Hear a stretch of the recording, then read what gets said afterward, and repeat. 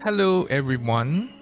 So today's video is about making memories, and you can make memories for happy times or you can make memories for someone or something that has passed. And by something I don't mean your pet. You can also use this as making memories for a pet who is passed. Now, when you do this for someone or something or your pet that has passed, is a way of honoring their memory when you do this art exercise. So here you see me using a sheet of watercolor paper, folding it into half. And then I'll be using the photograph of my grandma holding onto my baby nephew.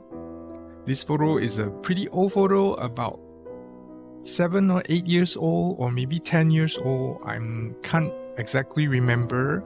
Now my grandma has passed, and she passed not too long ago, just very recently when I was having my radiation therapy. She passed right in the middle of it in her sleep. So yeah, I'm okay with it because I've already made peace with it. And this incident made me think about creating a memory book, in particular for holding on to memories that have passed, because I have a lot of digital pictures and they only exist when I turn on the computer. So I wanted something more physical that I can pull out and look at it anytime I want without having to turn the computer on. And that's why I was doing this, and the passing of my grandma was the inspiration for doing all of this. So why wait till later on when I can do it at the present? So here you see me painting pictures of carnation because my grandma likes carnation and chrysanthemum. Later on you see me doing chrysanthemum flowers. So this is not a tutorial for painting carnation because I take no credit for this technique. I picked this technique up from a YouTube video by another creator, a pretty old video at that, where she was doing this method with oil paints. So I'm using gouache here instead of oil paints. I think you can pretty much use this with any sort of opaque paints that are thick, not watercolor for sure, because of the way you work with the brush to get things done. So if you are interested to see how this is done, do a search in the YouTube website for painting carnations, and a few of them should pop up, and they use pretty similar techniques because I had to look at a few of them to pick the one that I like. So I'm just painting the head of the flowers now.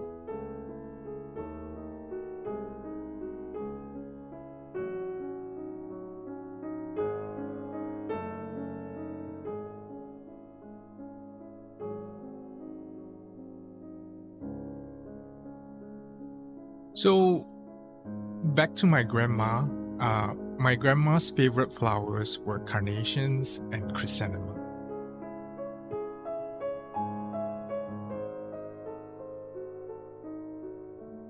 And here you see me painting the stems of the carnation using the same technique from the video.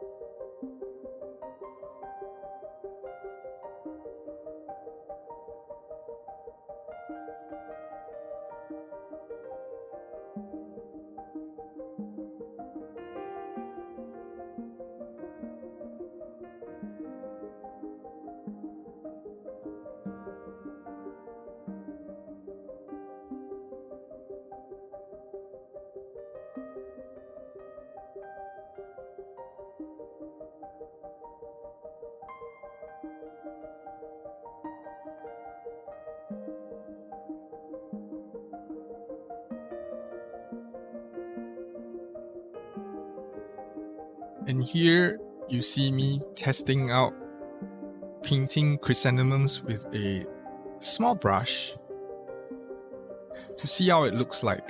I'm also testing the colors with using this brush, and I find that I don't like it with such a small brush, so later on you see me using a larger brush, which I feel that it looks nicer.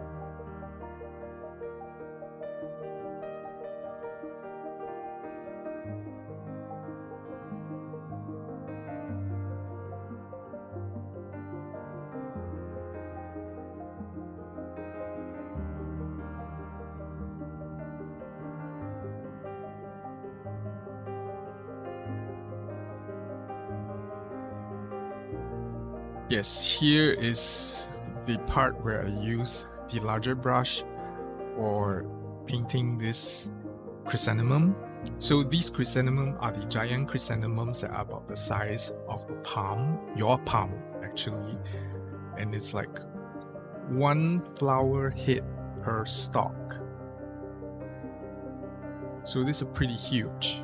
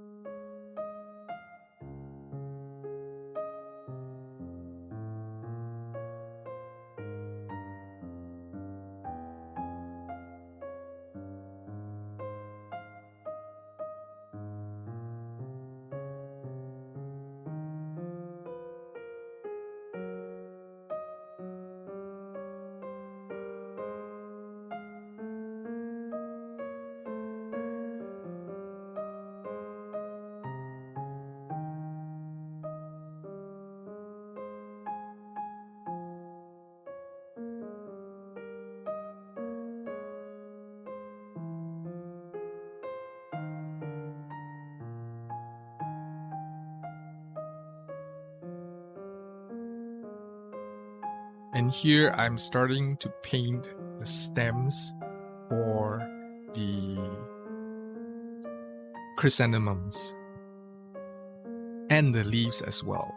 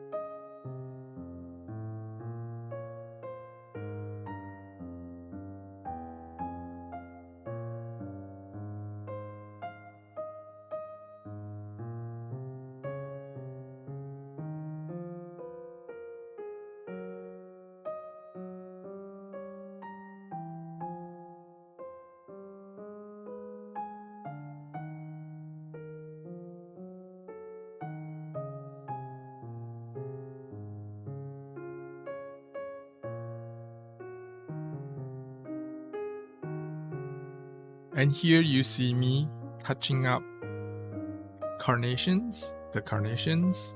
Actually, I'm touching up all the flowers with color pencils to make them look a bit nicer with shading.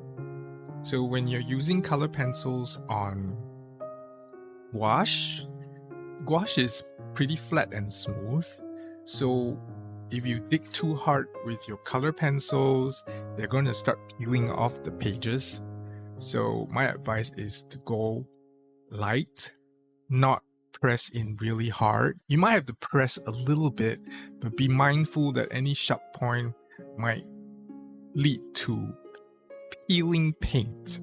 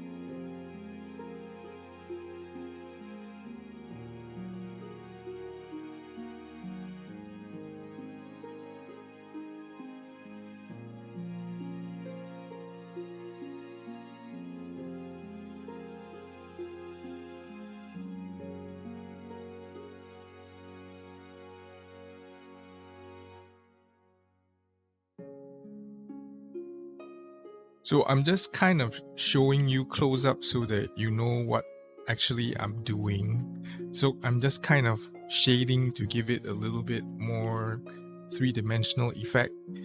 Now, in hindsight, I may not have had to do all the detail work on the stems because later on you'll see that much of it is cut off or hidden, except for maybe the top part of it.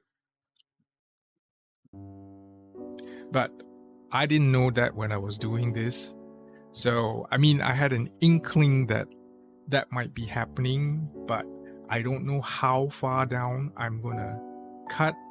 So that's why I decided to just kind of color them in any case.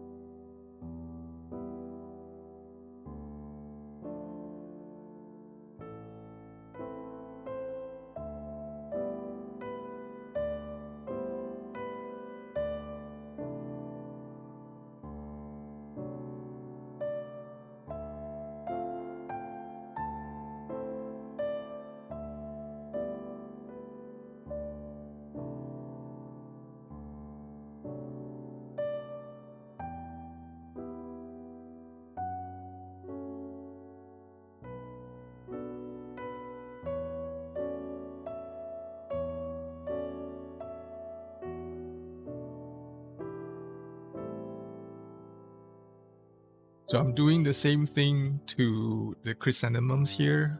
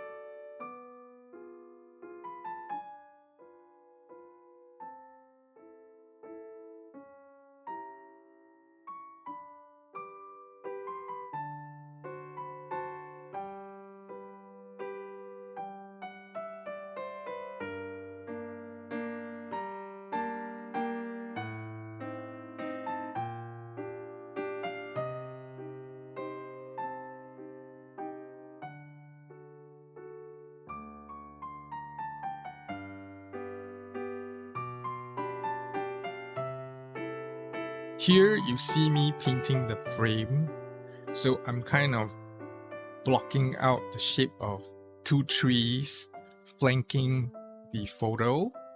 Now, why did I decide to go with trees? Because I felt like when my grandma was around, she was kind of like these great trees holding out shade for every one of us, and also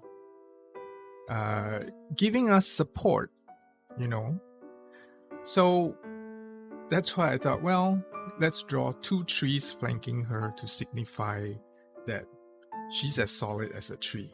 And when you're painting these trees, if you're doing it this way, you want it to be as streaky as possible. So like that's why you're seeing me here kind of doing kind of like dry brush technique, but not totally dry brush. So I wanted the trunks to be really, really streaky to give it like a textured look, like the bark, you know.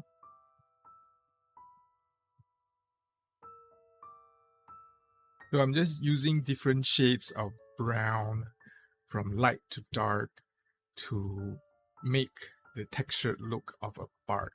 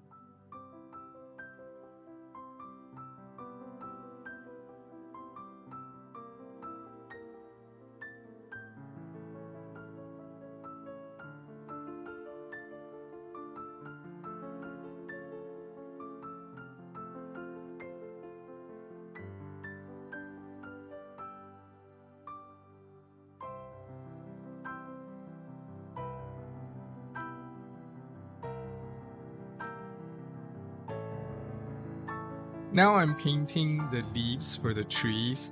So I'm starting with the darkest color for the leaves because this is going to be the shadow part. So it doesn't matter if some is kind of translucent and others are not. You want to paint the leaves in clumps like a star, kind of like what I'm doing here.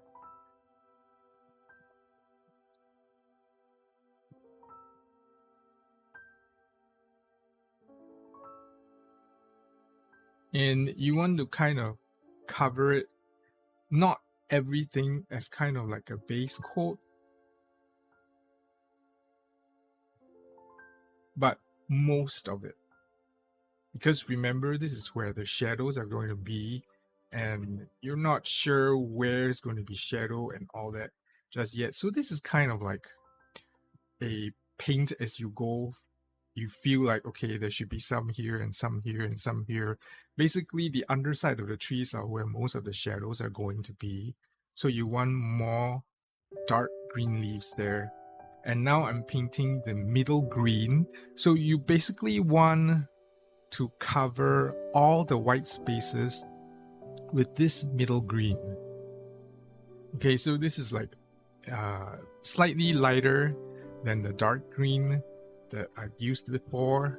Again, it doesn't matter if it's slightly translucent because you're going to put another layer on top. So this top layer is where the light shines, like the sun is shining. So I made like a little more yellowish green, and you're kind of like touching up mostly, just using an intuitive feel of where you think there should be some light hitting the trees.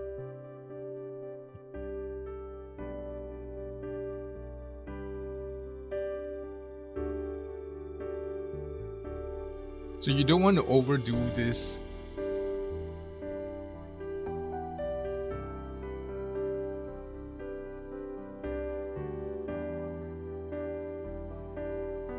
Just go with your intuitive feel.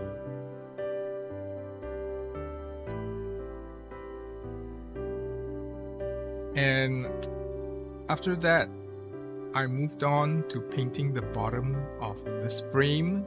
Now, I'm just kind of like randomly doing dry brush strokes to kind of cover the bottom of the frame, because I don't want to leave the bottom of the frame white and brown.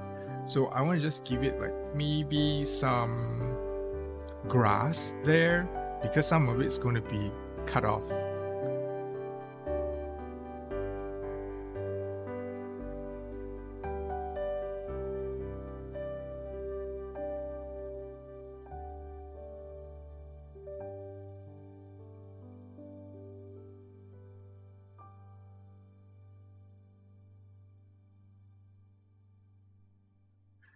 So this is after spraying sealants or acrylic, transparent acrylic paint on to seal the picture. And then I moved on to making a frame on another sheet of hot press watercolor paper to frame this entire picture. And this is going to be one of the pages of this memory book that I'll be making. And that's why I'm using like a square sheet, the entire square sheet to do this. This sheet of paper is slightly smaller than the A4 size, but not A4 size. It's just like slightly smaller. I don't know what size is this.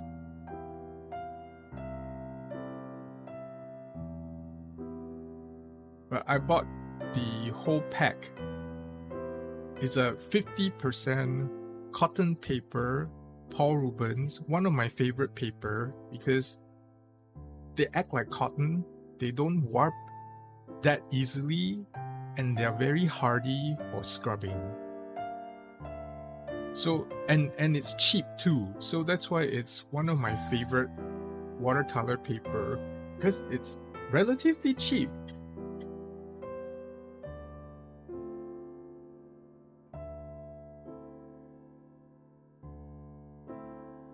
And I'm playing with the dual tone watercolors. Some of it is the Kuretake and some of it is the Holbein.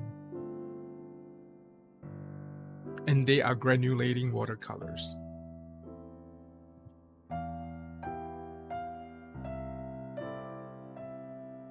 And as with this two-tone granulating watercolor, the more water you leave on, the better they separate. As you will see, you will already start seeing the separation happening here.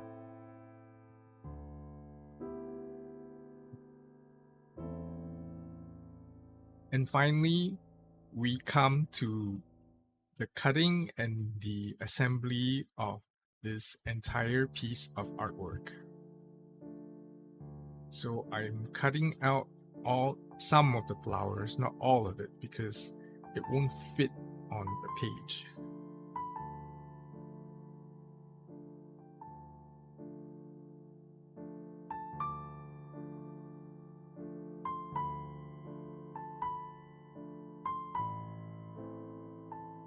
So when you're cutting these flowers, you can either be really careful and cut it like I'm doing, or you can cut it like you're cutting a sheet of sticker paper with this flower painting on, with like a border around it.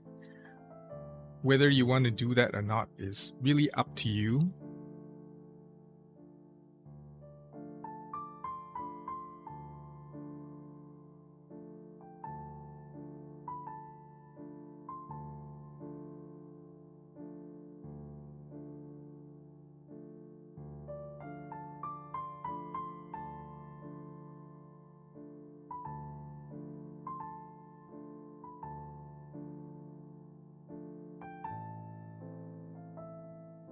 So as earlier when I said that I would be cutting out most of it, you will see here why I put the grass at the bottom. And you see me cutting like a lot of the grass off. So I'm actually taking time to cut the top in the shape of a leaf. Now, for those of you wondering, yes, I had this upside down, but it worked out really well. So it was a mistake which I didn't realize until when I was making this video, but it worked out. So I'm gluing the flowers, the cutout flowers on now, and I'm making sure that it's not glued onto the flowers are not glued onto that white area there by separating it. And when I'm pressing the flowers on, you see me using another separate sheet of paper to rub and press it on, because that's the best way to do it without damaging the painting.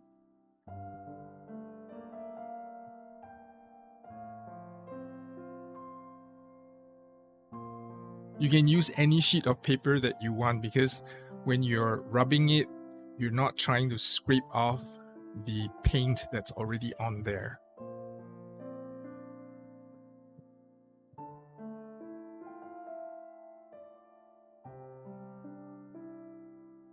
And this is the almost complete piece. I'm just gluing on the last piece of flower here.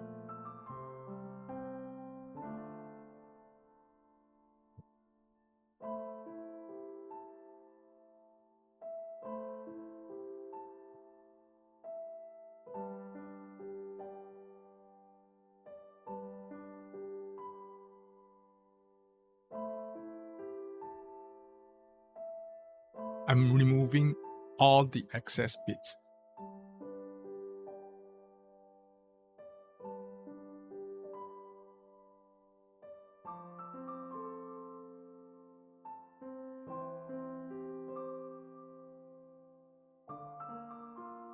Now, before removing the white background, I want to get rid of the shine with some matte acrylic medium. So I'm using a brush to do this, and then I'll be doing kind of like a stippling technique to make sure that there aren't any streaks.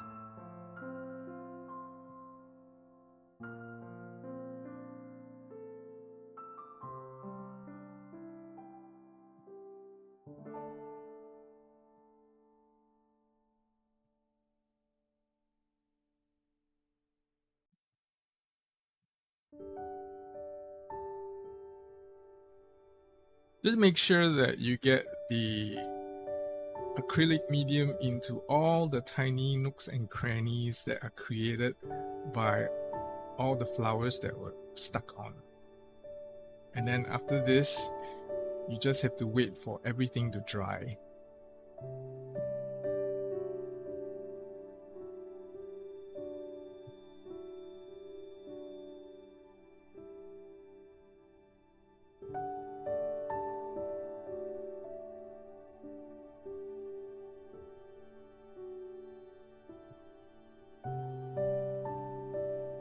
So when everything is dry, it's time to remove the tape at the back to review the frame.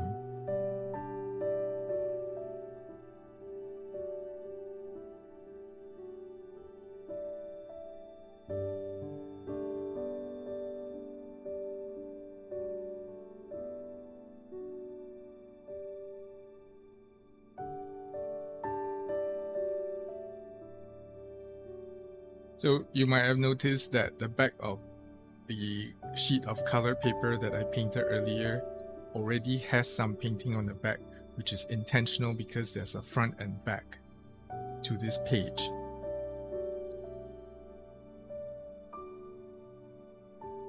So now I'm just kind of aligning it up so that I know how this is going, where I'm going to stick the photo and this frame onto the entire page. So I'm making marks now, or guide marks, to see where I should stick this photo. Make sure that it doesn't go off.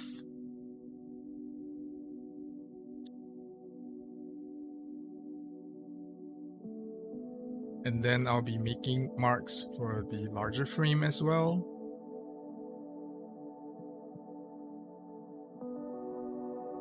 And now I'm going to be sticking the picture on.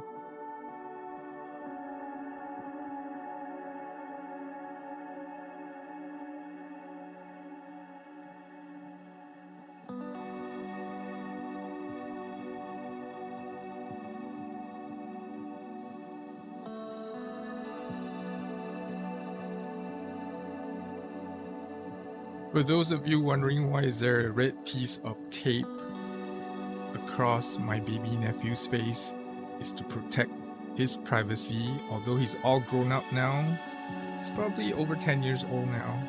So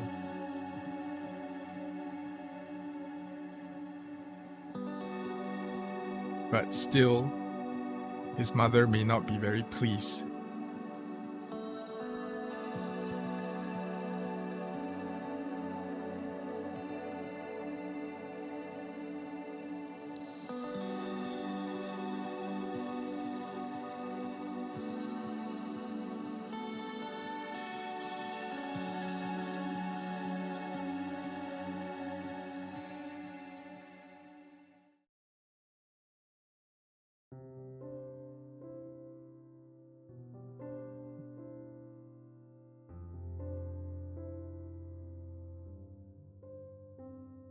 So this is kind of how it'll look.